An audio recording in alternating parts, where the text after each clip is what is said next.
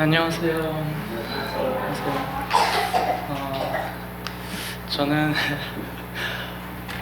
미혼이고요. 또 나이도 아직 20대인 아직 젊은 청년입니다. 그래서 오늘은 제가 이렇게 간증을 하려고 합니다. 그래서 구원 간증이 아니라 저는 이제 지금까지 살아오면서 제가 되게 어떻게 보면 어릴 때부터 말씀을 접했지만 그 믿음의 이세로서 어떻게 그것이 그 성경적 진리가 저에게 좀 더 주님과의 관계로 형성이 되었는지 좀 더 그런 부분에 대해서 얘기를 하려고 합니다. 제가 이제 아까 사회하신 형제님도 말씀해 주셨는데 이제 2020년이더라고요. 제 나이가 29이 되었습니다. 29이 되었는데 이제 1월 1일에 이제 진주에서 해돋이를 보러 갔어요. 근데 어떤 한 형제가 옆에서 그러더라고요. 형 이제 20대로서 마지막 해돋이라고 해돋이라고 그러나요? 맞죠? 라고 하더라고요. 그래서 그 말 듣는데 너무 싫더라고요. 20대로서 마지막이라니. 근데 또 이런 말을 하면은 또 여기 있는 뭐 아이들은 뭐 20대 후반 얘기도 뭐 한참 후에 얘기니까 나랑은 아무 뭐 관련 없는 얘기다 하실 수 있고, 또 나머지 형제 자매분들은 이제 뭐 20대나 30대나 똑같지 뭐 이렇게 생각하실 수 있을 것 같아요. 아직 뭐 어린 나이다. 근데 저는 30대 되기 너무 싫거든요. 근데 벌써 이렇게 됐어요. 근데 지금까지 제 만으로는 이제 27년 전을 돌아가 보면은 정말 여러 가지 이제 일반 제 나이 또래가 경험하지 못했던 것들을 많이 경험했던 것 같아요. 저는 선교사 자녀입니다. 저 정영 형제님 그리고 이제 주민석 자매님이 제 부모님이시고요. 그렇다는 것은 태어날 때부터 성교지 그 트레이닝 캠프에서 자랐기 때문에 태어날 때부터 성경을 접했고요. 이후로 계속 자라면서 귀에 피가 날 정도로 성경에 대해서 많이 들었습니다. 이제 제 학교에서 다른 부모님들 얘기 들어보면 저녁에 애들을 이제 누워놓고 침대에 누워놓고 뭐 헨젤과 그레텔 아니면 뭐 셜록 홈즈, 신데렐라, 백설공주 이런 얘기를 동화책을 읽어주시 반면에 저희 부모님은 저희 아버지는 이제 저를 눕혀놓고 옆에 앉으셔가지고 청로역정을 읽어주시고 조지 뮬러, 드와이트 우디 이런 전기를 읽어주셨습니다. 저희는 덕분에 빨리 잠들 수 있었죠. 근데 이제 또 아버지는 또 이제 또 굉장히 가정적이셔서 또 일주일에 한 번씩 금요일 저녁이나 토요일 저녁에 항상 저희 아이들에게 연대기를 가르치시거나 말씀을 하시거나 찬양하는 시간을 꼭 하셨어요. 그래서 어렸을 때부터 양육을 되게 중요시 생각하셨고 저에게 항상 하나님의 사랑 그리고 부모님의 사랑을 느낄 수 있게 항상 노력하셨었습니다. 저는 선교지에서 일반 제 또래 학생들이 볼 수 있는 것보다 굉장히 많은 것을 볼 수 있었어요. 예수님을 누구야? 라고 하는 게 아니라 무엇이야? 뭐야? 라고 묻는 사람들에게 관계를 쌓아가고 전도하는 과정, 교회를 짓는 과정, 그리고 마을에서 알아주는 술 주정뱅이가 이제 아내를 때리고 가족 폭력을 하는 그런 분이 이제는 아직도 섬기고 계시는 장로 형제님으로 되시는 그 과정까지 저는 다 지켜볼 수 있었습니다. 정말 많은 것을 보았습니다. 그리고 이후에 저희가 은드랑 그 시골에서 울란바토르라는 도시에 이사를 했을 때도 거기서도 주님은 저희 필요에 맞게 많은 것을 알려주시고 보여주셨습니다. 또래 아이들과 교제를 해본 적이 없던 저에게 PFC라는 홈스쿨 그룹 안에서의 약간 모임 같은 거를 허락해 주셔서 홈스쿨 아이들끼리 같이 교제하고 기도하고 또 거기 안에서도 이제 토론도 하고 그런 시간을 이제 저에게도 허락해 주셨죠. 이렇게 많은 것을 알려주시고 또 이런 하나님을 통해서 저는 또 선교사 자녀라는 이 타이틀 때문에 저는 이제 다른 한국에서의 교회나 다른 사람들에게서도 많은 이제 교제를 해줄 수가 있었고, 또 이제 여러 나라에서 자랐었기 때문에 다양한 시각과 분별을 통해서 사람들에게는 좋은 형제 또는 이제 좋은 선교사 자녀, 이제 선교사 자녀는 대부분 모아니면 도라고 많이 얘기하시더라고요. 굉장히 안 좋게 되거나 또 굉장히 좋게 되거나, 정일이 형제는 잘 된 케이스다 이렇게 말씀도 많이 해주셨고요. 또 이제 미국 대학교에 가서도요, 이제 다른 형제 자매님들을 만나서 거기에서 이제 또 기독교 그룹 안에서 IBCF라는 기독교 그룹이 있었는데, 거기 안에서도 이제 금방 성경 공부 리더를 맡게 되었고요. 크리스천 그룹 안에서도 굉장히 신임받는 그런 사람이 되었습니다. 우선은 선교사 자녀라고 얘기를 하면은 사람들이 성경에 대해서 잘 알겠구나, 하나님을 정말 열심히 따르겠구나라고 생각하는 그런 편견이 있더라고요. 그래서 이제 교제할 때마다 듣는 게, 이래야 넌 역시 선교사 자녀인지 모르겠는데, 그래서인지 모르겠는데 확실히 많은 것을 보고 배운 것이 느껴진다라고 많이 말씀을 어렸을 때부터 해주셨어요. 근데 그 말을 많이 듣다 보니까 저는 이제 자만이 됐습니다. 저의 경험과 지식만큼은 일반적인 제 또래 형제님 자매님들보다 뛰어나다고 생각했으며, 교회 안에 다른 형제 자매님들보다 아는 것도 많고 분별도 잘할 줄 알았으며, 왜 다른 형제 자매님들이 이런 분별을 하지 못할까라고 생각을 하면서 굉장히 교만했습니다. 그런데 저의 그 지식 그리고 믿음의 삶과는 너무나 다른 삶을 살고 있었어요. 교회 안에서의 저의 모습과 제가 혼자 있을 때의 모습은 너무나 확연히 달랐습니다. 만약에 저희 집에 만약에 CCTV가 있고 제 방을 이제 찍고 저희 모습을 다 이렇게 찍었다면은 전 절대 그 동영상을 누구에게도 보여주지 않았을 겁니다. 주님의 교제를 저는 귀찮아하고, 아침에 큐티하는 거 부모님도 매일 하라 이렇게 말씀하셨지만 저는 그것이 너무 귀찮았습니다. 말씀 읽는 것도 너무 어렵고, 기도하는 것도 되게 형식적으로 느껴졌어요. 그냥 눈 감고 손 잡고 그냥 이렇게 기도하는 것은 저에게 별 의미가 없었습니다. 찬양보다는 쓸데없는 곳에 시간 쓰기를 더 좋아했으며, 동생들에게는 화를 참지 못할 때가 많았습니다. 무엇보다 주님을 더 알고 싶어하는 마음이 저에게는 없었습니다. 청년회나 교제 시간 때 누군가 저에게 사랑, 소망, 믿음에 관해서 물어봤으면은 저는 이제 가슴 탁 피고 그거에 대해서 자세하게 얘기해 줄 수 있었을 겁니다. 누군가 저에게 하나님을 위해서 사는 삶은 어떤 삶이야? 라고 물어봤으면은 전 또다시 그거에 대해서 자세하게, 당당하게 이런 삶을 살아야 돼 라고 얘기할 수 있었을 겁니다. 하지만 저의 행동과 저의 삶은 저의 말과 굉장히 불일치했습니다. 주님의 사랑이 얼마나 크신지, 제가 그리고 또 얼마나 미약한 존재인지, 주님이 다시 오신다는 그 소망, 그리고 그것을 준비하는 삶은 저에게 전혀 없었습니다. 저의 삶은 완전히 분리되어 있었습니다. 영적인 삶을 사는 정의례와 제 마음대로 사는 정의례, 이렇게 두 개의 삶으로 나눠져 있었습니다. 하나님은 저의 이러한 모습을 저의 대학교 때 2010년도에 대학교 처음 입학했을 때부터, 그때부터 이제 저의 이런 모습을 많이 만지셨습니다. 처음으로 이제 항상 부모님이랑 같이 있다가 처음으로 이제 부모님을 떠나서 혼자서 살게 되었어요. 그리고 또 제가 미국에 있었을 때는 첫 1, 2학년은 제 모임 교회에 다니지 않았습니다.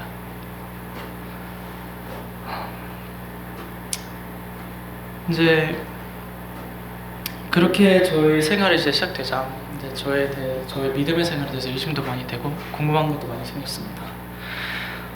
처음이었습니다. 혼자 생활했을 때 누가 저에게 너는 하나님을 왜 믿냐? 라고 물어보고 본 것은 저에게 처음이었습니다. 또 처음이었습니다. 누가 저의 믿음을 가지고 저의 삶을 가지고 비판하는 것도 처음이었습니다. 저는 그때 오로지 제 믿음 하나로만 버텨야 했습니다. 그 순간 저희 옆에서 제 답변을 도와주실 저희 부모님도 계시지 않았고요. 또 잠시만 기다려봐 하면서 집에 들어가서 여쭤볼 부모님도 계시지 않았고, 또 힘들 때 누구에게 이게 교제할 만한 그런 모임도 사람도 없었습니다. 오로지 제 믿음 하나만으로 그 시간들을 버텨내야 했습니다. 도움을 구하고 의지할 분은 그때 오로지 주님밖에 없었습니다. 근데 그런 일 중에, 그런 시간 중에 저에게 큰 사건이 두 개가 터졌습니다. 첫 번째는 제가 이제 2학년 때 세계 종교 수업을 듣게 된 겁니다. 근데 이 수업의 교수님은 본인이 그리스도인이라고 해놓고 구약의 내용은 다 믿지 않는다고 말씀하셨어요. 정말 소수의, 정말 몇 가지 정말 작은 이야기들 빼고 나머지들은 다 그냥 하나님이 우리에게 이해를 돕기 위해서 써놓으신 약간 그런 예시 같은 것이다, 이렇게 말씀하셨고요. 또 신약의 내용, 예언 이런 것도 그냥 대부분 다 그냥 비유나 아니면 그냥 사실이 아니다라고 얘기했었죠. 그리고 또 많은 종교, 세계 종교 수업이니까 많은 종교를 저에게 알려주시면서 뭐 이슬람, 부디즘 여러 가지, 불교 여러 가지를 저에게, 이 이외에 많은 종교를 저에게 알려주시면서 너가 생각하는 성경이 그렇게 특별한 것이 아니다라고 얘기하면서 공통점을 보여주었습니다. 성경만 예언이 있는 줄 알았는데 다른 종교에, 정말 많은 종교에도 예언이 있더라고요. 저는 성경에서만 창조, 세상 창조에 대해서 얘기하는 줄 알았습니다. 근데 알고 보니 정말 많은 종교에서도 그것을 같이 얘기하고 있었습니다. 근데 어느 날 교수님이 저한테 제가 항상 수업을 들을 때 저는 항상 약간 팔짱 끼고 약간 교수님이 이렇게 옆으로 째려보면서 듣고 있었으니까 저를 이렇게 눈여겨보고 계셨나 봐요. 근데 이제 한 번은 교수님이 그런 저를 못마땅하셨는지 저를 콕 찍고 여쭤보시더라고요. 이래야, 너는 기독교인이라고 하는데 기독교를 왜 믿니? 라고 여쭤보셨습니다. 그런데 저는 이제 어렸을 때부터 선교사 자녀로 자랐으니까 이런 곳에 어떻게 대답해야 되는지 본 게 있잖아요. 그래서 저는 항상 배워온 대로 대답했습니다. 성경이 진리이기 때문입니다 라고 당당하게 얘기했습니다. 그래서 교수님이 이렇게 물더라고요. 성경이 진리인 걸 어떻게 알지? 너가 성경을 믿는 이유가 너의 부모님 때문이 아니니? 만약 너의 부모님이 이슬람이었으면 넌 지금의 너처럼 확고하게 코란이 진리다고 얘기하지 않았을까? 라고 물어보더라고요. 근데 그 말을 딱 듣는데 아무 말도 못 하겠더라고요. 지금까지 살면서 기독교인들과 항상, 제 주변엔 항상 기독교인들이 있었고 그분들이랑 교제할 때 성경이 진리이다 항상 저희 논리의 끝이었으며 교제의 마무리는 항상 성경이 진리이기 때문이었습니다. 그것으로 저희 모든 교제가 마무리됐습니다. 하지만 누군가 저에게 성경이 진리일까? 라고 의심들게 한 것, 그리고 그것에 대해서 질문한 것은 이때가 처음이었습니다. 저는 이것에 관해서 한 번도 생각을 해본 적이 없었습니다. 그리고 교수는 매주 수업을 진행하면서 종교는 결국 사람의 필요에 맞게 완벽한 존재를 만들어낸 것이 신이며 그리고 그것을 따르는 것이 종교다 라고 얘기를 했습니다.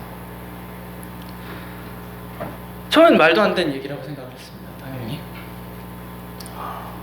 근데 그 교수가 저한테 수업이 계속 진행될 때 저를 계속 찝어서 얘기를 하더라고요. 계속 찝어서 저에게 질문을 했습니다. 근데 그 질문이 처음에는 당당히 뭔가 그럴싸하게 대답을 했지만 점점 많은 질문 저에게 여쭤봤을 때 저는 그것에 대해서 대답을 할 수가 없었습니다. 나중에는 교수님도 저에게 그런 질문하기를 그만하셨고 저는 그때 정말 많이 힘들었어요. 저는 처음으로 저의 믿음을 질문해 보았습니다. 저의 믿음에 대해서 의심해 보았습니다. 내가 믿고 있는 것이 사실인가? 내가 믿고 있는 하나님은 정말 내가 아는 하나님처럼 모든 것을 창조하신 하나님이시며 세상 모든 것을 다 알고 계신 하나님이시며 정말 모든 것을 행할 수 있는 하나님이신가? 내가 아는 그 하나님, 그분이 정말 유일신이신가? 처음으로 의심해봤습니다. 제가 이제 이렇게 제 자신을 계속 이렇게 제 자신에게 그런 질문을 해보고 의심해볼 때쯤에 학기 말에 누가 저에게 이런 질문을 했어요. 만약 성경이 사실이라면, 너가 말하는 그 성경이 사실이라면 너는 그 성경이 사실인 것처럼 살고 있느냐? 근데 아무리 생각해봐도 양심적으로 저는 그 사람에게 응이라고 대답을 할 수가 없었어요. 저의 대답은 아니었습니다. 이때부터 저는 이제 하나님을 계속 이제 의심하면서 기도하기 시작했어요. 그 하나님, 제가 아는 하나님이 정말 존재하신다면, 그리고 제가 아는 그 하나님이 정말 유일신이시라면, 진짜라면 저에게 증거를 보여달라고 생각날 때마다 기도했습니다. 이렇게 며칠이 지났고요. 몇 주가 지나고 몇 달이 지나도 저는 똑같이 기도했습니다. 저에게 증거를 보여달라고. 저의 기도는 계속 변함없이 그렇게 몇 달이 흘러갔습니다. 그런데 하나님의 응답 또한 기도 때마다 항상 똑같았습니다. 항상 무응답이셨어요. 아무 말씀도 해주시지 않으셨어요. 정말 아무것도 들리지 않았고, 제가 바랬던 기적적인 증거, 저 정말 사소한 거라도 보여주시길 바랬는데 그거 하나 보여주시지 않더라고요. 한 번은 제가 정말 몇 달이 지나고 제가 정말 사소한 걸로 기도 증거를 이제 요청을 했어요. 그때 비가 오고 있었는데 제가 기도를 하면서, 하나님, 만약에 하나님이 진짜시라면 이 비가 멈추게 해주세요. 근데 그때가 지금 비가 이제 거의 다 멈출 쯤이었어요. 근데 저 안 멈추더라고요.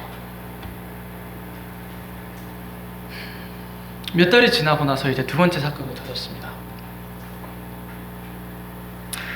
저희 학교에서 이제 IBCF라는 모임이 있었다고 말씀드렸는데, 거기서 이제 워싱턴으로 캠프를 가게 된 거예요. 근데 이 캠프는 이제 전국에서 IBCF에서 이제 사람들이 다 와가지고 같이 이제 워싱턴을 돌아다니면서 워싱턴에 대해서 기도도 하고, 또 같이 이제 성경 공부도 하고, 그런 이제 캠프였어요. 그래서 사람들이 꽤 많이 모였었어요. 저랑 이제 제 친구도 같이 갔었었고요. 이제 마지막 날 저녁에 이제 저희가 이제 두 그룹으로 찢어졌어요. 근데 제 친구들은, 저랑 같이 갔던 제 친구들은 다 이제 그 어떤 한 교회에서 기도 모임이 있었는데 다 거기에 참석했고, 정말 많은 이원들이 그쪽에 참석했고요. 저랑 이제 얼마 안 되는 몇 인원은 워싱턴 시내를 돌아다니면서 그냥 이제 계속 기도하는 그런 그룹으로 이렇게 두 그룹으로 나눠져서 마지막 날 저녁을 이제 보내게 됐어요. 저는 이제 다른 인원이랑 몇 시간을 이제 그렇게 시내를 돌아다니면서 기도를 하고, 워싱턴을 위해서 기도하고, 또 그때 대통령, 그때 뭐 그 거리에 돌아다니면서 정말 많은 분들이 이제 그냥 거리에서 돈을 구걸하고 계셨는데, 그런 분들을 손잡고 같이 기도하면서 몇 시간이 지나고 돌아왔습니다. 이제 캠프장으로 돌아왔는데 이제 몇 시간 후에 얼마 지나지 않아서 첫 번째 그룹, 기도 모임을 갔다 왔던 그룹이 돌아왔어요. 그런데 분위기가 심상치 않더라고요. 돌아왔는데 굉장히 어수선했습니다. 눈물을 흘리고 있는 사람도 있었고요. 돌아오자마자 막 소리를 지르면서 저에게 모여봐, 내 얘기를 들어봐, 이렇게 얘기하는 사람들도 많았었어요. 그리고 자기가 본인들이 그 기도 모임에서 경험한 걸 얘기를 해주는데 너무 충격적인 것들이었어요. 저한테 이런 얘기를 해주더군요. 그 기도 모임에 갔는데 처음 보는 사람들이 그 사람들을 잡고 자기밖에 모르는 그런 과거를 얘기를 해주더래요. 자기 친구 이름까지 얘기를 해주면서 너가 뭐 이랬었지 하면서 과거 얘기까지 다 알려주면서, 그리고 또 거기서 끝나지 않고 미래 얘기까지 해주더래요. 넌 미래에 이런 일이 있을 거야. 그리고 거기 그 모임 가운데서 계속 방언과 기적 같은 것을 계속 행하면서 그런 것을 다 경험하고 왔대요. 근데 저희 모임은 방언도 하지 않고 그런 기적적인 거, 그런 거 저희 일치하지 않잖아요. 저도 그런 것이 항상 어렸을 때부터 잘못됐다고 생각했어요. 사기다.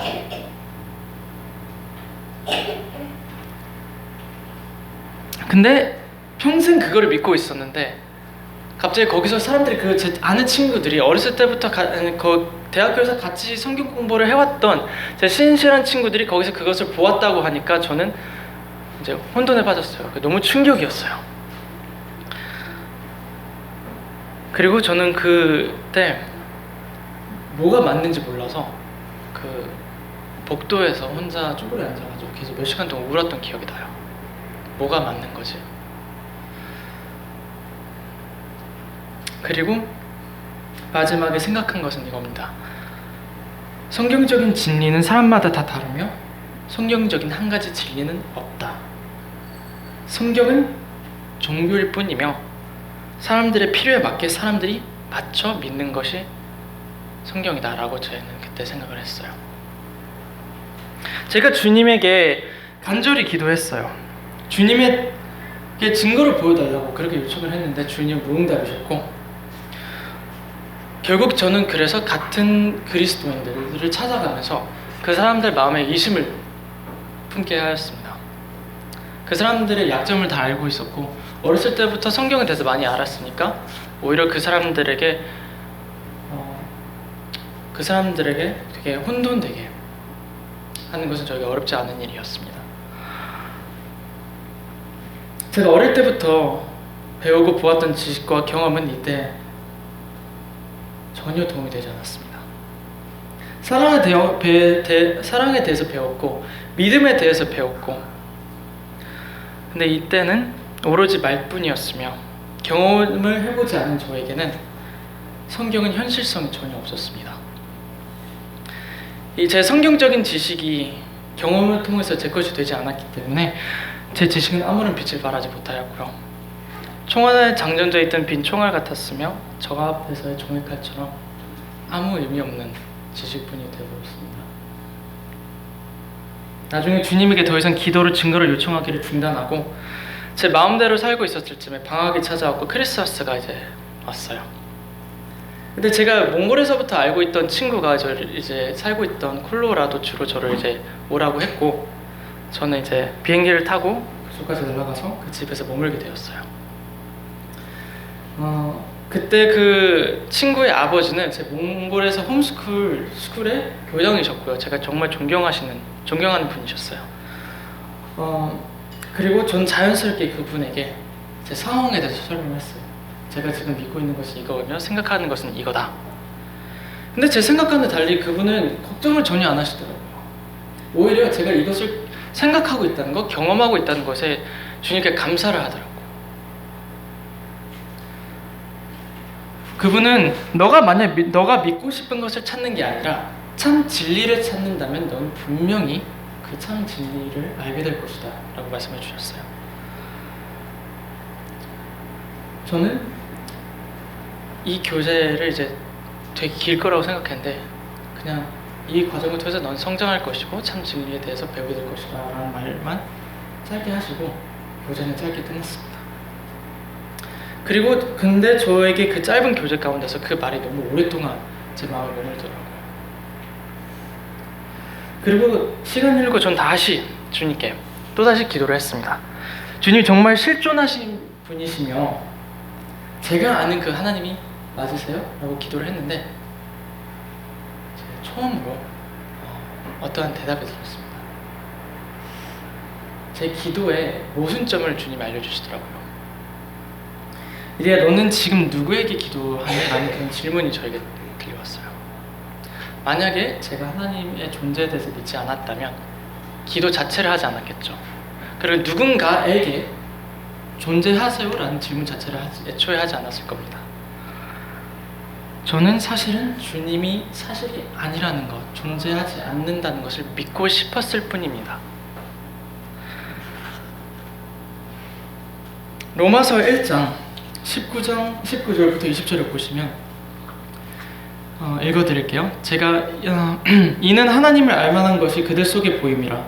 하나님께서 이를 그들에게 보이셨느니라. 창세로부터 그의 보이지 아니하는 것들 곧 그의 영원하신 능력과 신성이 그가 만드신 만물에 분명히 보여 알려졌나니 그러므로 그들이 핑계하지 못할지니라. 이 구절이 저에게 처음으로 와닿았어요. 그 이후에 제가 읽는 성경은 하나님을 배우는, 멀리 계신 하나님을 배우는 것이 아닌 바로 제 앞에 계신, 제 기도를 들으시는, 저와 관계를 맺고 계신 하나님에 대해서 배우는 것이었고요. 이후로부터 조금씩 저에게는 지식분이었던 하나님은 경험과 성경을 통해서 저에게 직접적으로 하나님을 느낄 수 있게 해주셨어요. 저의 삶의 사소한 것조차도 다 보고 계신다는 것을 저는 느낄 수 있게 되었고요. 모든 것에 주님의 손길이 느껴졌습니다. 저의 종교적인 삶, 형식적인 삶은 점차 관계적인 삶으로 바뀌어져 갔습니다. 만약 주님이 이것을 저에게 경험시켜 주시지 않으셨고 이것을 알려주시지 않으셨다면 제가 지금 어디에 있을까 좀 아찔합니다. 왜냐하면 최근에 제가 오래 다녔었던 교회를 이제 그만 다니고 이제 이곳으로 오게 되었잖아요. 근데 그 사이에 제가 고민들 되게 많이 했고요. 많이 힘들었었어요. 근데 많은 사람들이 생각하는 게 단지 제가 저희 부모님을 따라서 교회를 이동했다고 생각을 하세요. 아직도 많은 분들이 그렇게 생각하고 계시더라고요. 근데 아닙니다. 처음으로 전에 오래 다녔던 교회에서 이제 더 이상 안 다니고 다른 곳으로 갈 수 있다는 말을 들었을 때 저도 그 분별이 저의 분별이 될 때까지는 굉장히 오랜 시간이 걸렸습니다. 저도 정확한 상황을 알고 싶었고요. 만약에 제 마음에 합당치 않다라고 생각했으면 저는 그 교회에 남았을 겁니다. 부모님이 가셔도 저는 그것이 저에게 큰 영향을 끼치지 않았습니다. 저는 미국에서 주님께 깨닫게 하시는 것처럼 사람을 의지하고 사람을 쫓는 게 아니라 주님을 쫓고 주님을 의지하고 싶었습니다. 그리고 주님께서 저의 마음을 움직이기를 바랬습니다. 그리고 주님의 뜻과 인도하심은 분명하였습니다. 저는 그리고 그 교회를 떠나서 이제 이 교회를 오게 되었습니다. 근데 그 전에 이제 이 요한교회가 개척되기 전에 제가 갈 곳이 없고 또 저도 이제 청년인데 너무 외로운 가운데 있는데 주님께서 이제 저에게 대학로교회를 보여주시면서 대학로교회에서 이제 다른 형제 자매님들과 교제하며 섬길 수 있는 시간을 허락을 해주셨어요. 저에겐 너무나도 청년들이랑 같이 있는다는 것은 너무나 생각보다 너무나도 큰 축복이었습니다. 제가 무언가를 얘기를 하면 그 청년들도 공감을 했고요. 제가 좋아하는 취미 그런 거 다 얘기를 해도 그 사람들은 알아듣더라고요.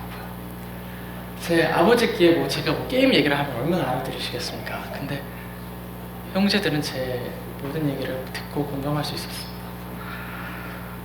정말 큰 축복이었고 행복한 시간이었습니다. 근데 이제 요한교회가 이제 개척이 되었고 저희 부모님은 제가 결정하기를 바라셨어요. 대학로교에 남고 싶으면 남아도 된다고 하셨고요. 저희 거치를 제가 기도하고 주님께서 인도하심을 따라서 움직이기를 바라셨습니다. 단지 부모님을 이제 작은 교회가 하니까 부모님을 따라서 당연히 부모님 도와야 된다, 아니면 또 미안한 마음에 부모님을 따라서 요한교회로 오고 싶진 않았습니다. 정말 주님의 인도하심을 구하고 그 뜻을 따르기를 원했습니다. 만약에 주님의 뜻이 대학로교회에 남아서 거기서 섬기는 거라면 저는 감사함으로 그곳에서 섬겼을 겁니다. 근데 저에게 주님께서는 대학로를 떠나서, 청년들을 떠나서 요한교회를 섬기라는 마음을 주셨고, 지금은 그 주님이 주신 부담에 따라서 제 요한교회 성도로 지금 성도님들과 함께 예배드리고 지금 이곳에서 섬기고 있습니다. 만약 제가 주님의 인도하심을 쫓지 않고 사람을 의지하고 움직였으면 전 사람에 의해 실망하고 사람에 의해서 동기부여를 받고 그런 교회 생활을 하고 있지 않았을까 생각합니다. 주님을 의지하는 삶, 믿음에 의한 삶을 산다는 것은 항상 경험으로 느끼게 해주시는 하나님은 또한 이뿐이 아니라 저희 직장에서도 이런 모습을 보여주셨습니다. 이제 다 아시다시피 저는 이제 용인 수지에서 국제학교에서 초등학교 5학년 담임을 맡고 있습니다. 기독교 국제학교는 이제 믿는 아이들과 안 믿는 아이들이 비율이 이제 정해져 있어요. 믿는 아이들이 75% 정도여야 되고요. 안 믿는 아이들이 25%. 이거를 비율이 맞춰져 있어요. 저희 반도 딱 그 정도 되는 것 같아요. 믿는 아이들이 75%, 안 믿는 아이들이 25%. 하나님의 안 믿는 아이들은 하나님에 대해서 전혀 아무것도 모르는 아이들이고요. 아담과 이브 얘기조차도 모르는, 정말 아무것도 모르는 아이들이고요. 나머지 75%는 대부분의 아이들이 성경에 대해서 너무 잘 알고 있는 아이들이었어요. 어렸을 때부터 그 장로교회를 다니면서 성경적 지식은 저보다 많이 알고 있는 것 같았습니다.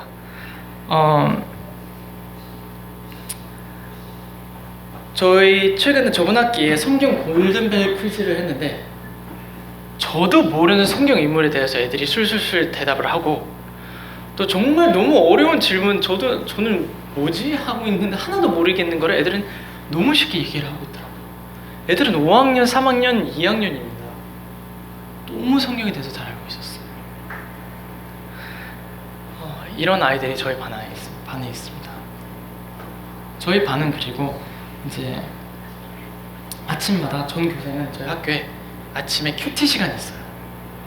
모든 아이들이 초등학교 때부터 고등학생까지 다 큐티 시간이 있습니다. 아침에 20분에서 30분.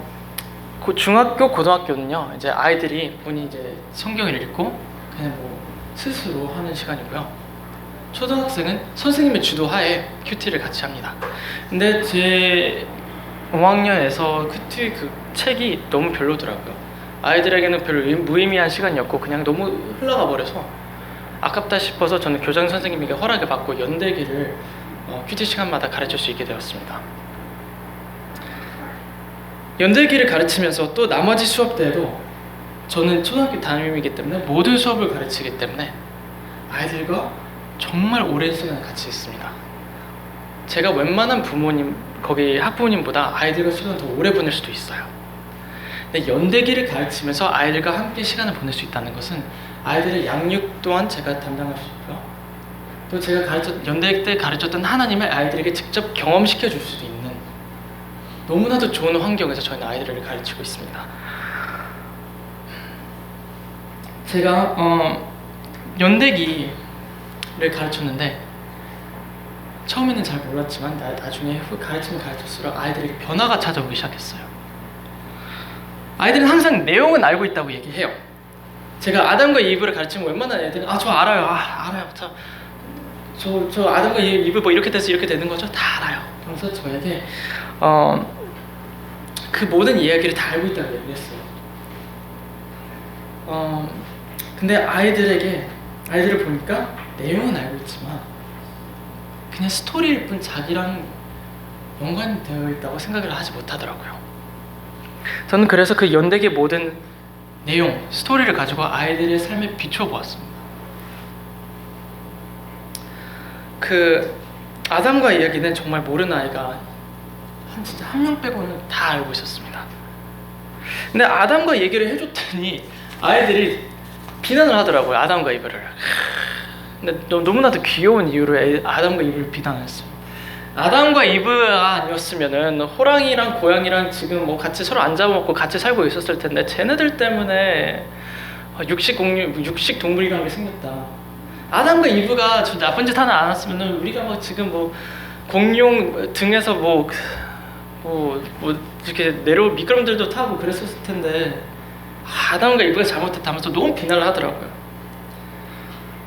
내가 아담이었으면, 내가 이브였으면 하면서 아이들은 자기 자신들은 그렇게 하지 않았을 거다라고 얘기를 하더라고요.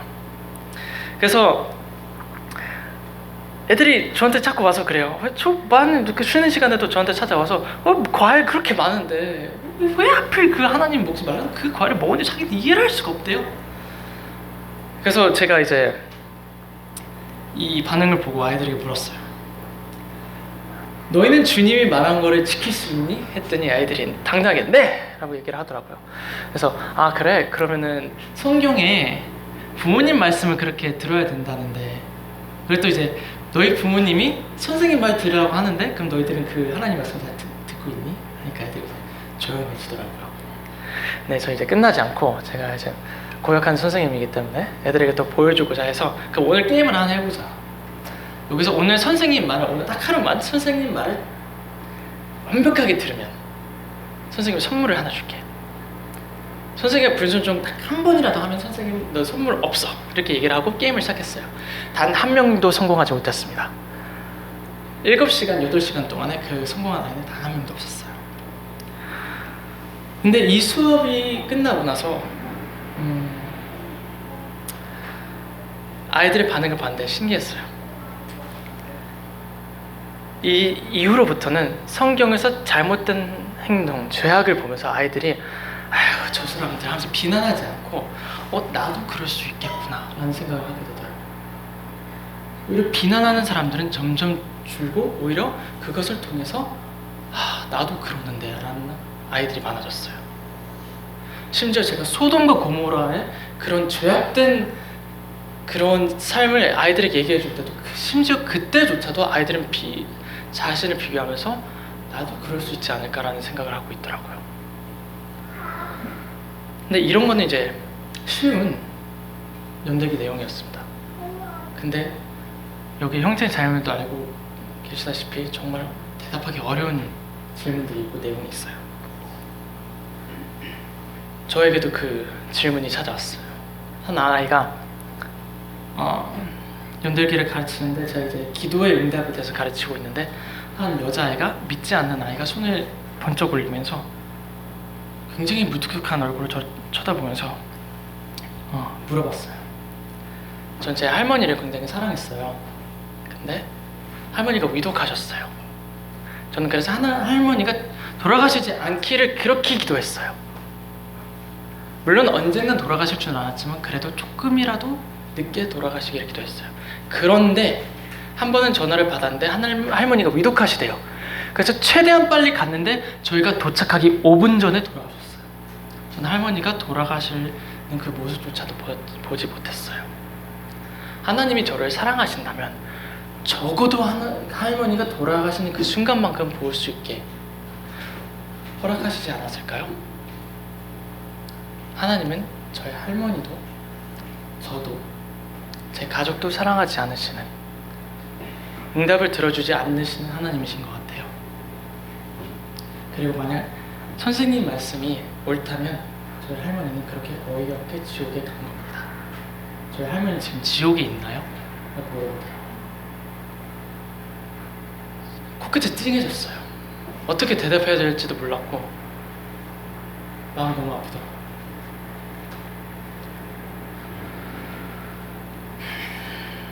저는 이후에 연대기 내용으로 갑자기 추가를 하나 했습니다. 겟세마네에 예수님이 하신 기도, 그리고 요셉의 이야기를 아이에게 들려주었어요. 요셉은 큰 잘못도 하지 않았는데 노예로 팔려갔고요. 심지어 가족에게 의해서 거기서조차도 누명에 씌여서 감옥에 가게 됐어요. 예수님은 하나님께 기도할 때 제 원한이 아닌 아버지의 원함을 하시면서 주님의 뜻을 찾았어요. 아이들에게 그런 내용을 알려줬습니다. 그리고 훈련시켰습니다. 어떠한 상황 가운데서도 우리는 비록 이해하지 못하지만 하나님을 의지하고 하나님의 뜻을 찾자. 아이들은 처음에 이 얘기를 했을 때 30분짜리 큐티 시간이 1시간이 넘게 됐어요. 질문이 너무 많더라고요. 그러고 나서 매번 훈련시키고 정말 사소한 모든 일에도 주님을 의지할 수 있게 훈련시켰습니다. 학기 말이 되었어요. 저희가 에버랜드를 갈 수 있게 계획을 해놨거든요. 근데 이 에버랜드를 가는 날에 비가 온다는 이제 일기예보에 이제 그렇게 나와 있더라고요. 애들이 이제 기도를 엄청 하기 시작했어요. 하나님 제발 이날만큼 비가 안 오게 해주세요. 정말 몇 주 전부터 기도를 했습니다. 큐티 시간 이제 끝나고 나서 저희가 기도를 하는데 매일 기도 내용이 하나님의 에버랜드 때 비 안 오게 해주세요였어요. 월, 화, 수, 목, 금에서 화요일에 저희가 가는 거였는데 이상하게 정확히 화요일에 비가 온다고 하더라고요. 애들이 난리가 났습니다. 그런데 제가 그때 감동을 먹었어요. 애들 반응을 보고. 단 한 명도 하나님 비난한 아이가 없더라고요. 오히려 단 한 아이는 이렇게 얘기하더라고요. 하나님이 우리 가지 말라는 뭐 뜻이 있나 보다. 이렇게 가면 안 되나 보다. 포기를 하더라고요. 아쉽지만 그래도 하나님은 더 좋은 거를 주시겠지라는 마음을 가지고 있더라고요. 단순히 전에 애들이 배웠던 그런 성경적인 지식이 아니라 이제는 경험을 통해서 그것을 경험하고 있는 겁니다. 에버랜드 가는 거 뭐 이런 거 정말 우리에겐 정말 귀여워 보이겠죠. 아이들이 에버랜드 가고 싶어하는 마음 그런 거 정말 작고 사소해 보이겠죠. 하지만 아이들은 그런 경험을 통해서 주님을 믿고 의지하고 뜻을 쫓는 그런 경험을 하게 되는 겁니다. 이제 다행히 주님의 은혜로 날짜를 바꿔서 에버랜드를 갈 수 있게 되었어요. 아이들은 정말 좋아했고요. 그런데 그 말을 저희가 아이들에게 해서 아이들의 제일 먼저 했던 반응은 하나님 감사합니다였어요. 그것을 이제 부모님이 어떻게 자차를 이용해 주셔서 다른 나라를 갈 수 있게 해주시는데 부모님 감사합니다 이전에 하나님 감사합니다 먼저 나오더라고요.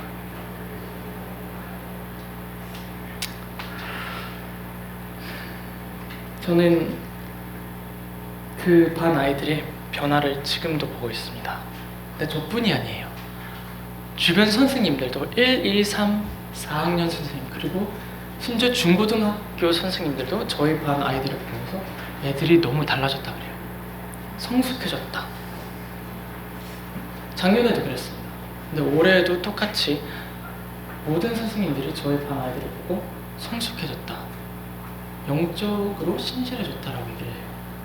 저도 그걸 보고 심지어 학부모님도 저에게 찾아오셔서 저의 애가 변했다고 얘기해요. 저의 애가 갑자기 집에 와서 처음으로 자기에게 학교에서 배웠던 성경 내용을 가르치며 엄마 그런 거 하면 안 돼. 하나님이 더 좋은 방법을 찾고 계실 거야. 이렇게 얘기하면서 하나님 얘기를 집에서 하더랍니다. 아이들의 변화를 저는 지금도 보고 있고 이후에도 계속 변화가 되기를 기도하고 있습니다. 물론 제가 이거를 이제 주님이 저를 통하셔서 이런 연대기를 아이들을 가르쳐 줄 수 있는 기회를 주셨지만 저는 아직도 너무 부족합니다. 저희 부모님도 그걸 알고 계실 거고요. 제 많은 사람들도 다 알고 계실 겁니다. 아직도 제 마음대로 살아가려는 그런 습관이 남아있으며 성경 공부와 주님과의 교제가 제가 원하는 만큼 이루어지지 않고 있습니다. 근데 예전과 달리 달라진 게 있습니다. 주님이 제 삶의 모든 부분에서 주님이 함께 하신다는 것을 이제 인식할 수 있게 된 겁니다. 단순히 예전부터 해왔으니까 부모님이 하시니까 또는 모임에서 지금까지 계속 이렇게 해왔으니까 그래서 하는 것이 아닌 정말 주님의 뜻을 구하고 그리고 저의 주님께서 저의 마음을 움직이시고 저는 그것에 따라서 믿음으로 순종하는 삶이 저의 지금의 모습이 된 겁니다. 이 경험을 통해서 또 이제 한국에서도 주변 형제 자매들을 섬길 수 있게 됐고요. 제 또래 친구를 보면서 이제 아직도 그런 저의 옛날 그런 모습이 형제 자매들에게 많이 보입니다. 교회에서 왜 그런 행동을 해? 왜 이거를 해? 하면은 그냥 저희 부모님이 하니까, 교회에서 하니까, 내 예전 교회에서는 이렇게 했으니까, 내 지금 교회에서는 이렇게 하니까, 그래서 한다고 합니다. 근데 그것을 보면서 저는 많이 안타깝습니다. 저희 예전 모습이 그랬기 때문에. 교회에서는 이제 많은 일을 하며, 교제나 상담 때는 너무나 좋은 얘기를 많이 하며 신실해 보이지만, 그 아이들은 부모님 또는 교회에서 본 것을 따라하는 것일 뿐, 앵무새처럼 따라하는 것일 뿐, 자기 것이 아닌 삶을 살고 있는 겁니다. 그 사람들은 사람을 따르기 때문에 사람이 어긋나면은 따라서 같이 어긋납니다. 저는 아직 미혼이고 아직 많이 어립니다. 하지만 제 안에 계신 주님은 제 아버지, 제 어머니 안에 계신 하나님과 똑같은 분이시며, 장로 형제님, 선교사님 분, 이런 분들 안에 계신 하나님은 똑같은 하나님 제 안에서 일하고 계십니다. 저는 주님께서 많은 걸 알려주셨고 지금도 계속 배우게 하십니다. 저는 이제 계속 주님과 동행하는 삶을 살고 싶습니다. 계속적으로 주님과 이제 동행하면서 주님을 신뢰하고 의지하면서 주님만 사랑하고 주님만 의지하는 그런 청년이 되기를 소망합니다. 노아와 같이, 요셉과 같이 세상의 주변 어떤 상황 가운데서도 계속 주님 말씀을 신뢰하고 의지하면서 주님과 동행하는 자로 마지막까지 믿음의 경주를 끝까지 완주하기를 바랍니다. 부족하지만 또 연약한 저를 위해서 계속 조언과 기도와 격려로 함께 해주시면 감사하겠습니다.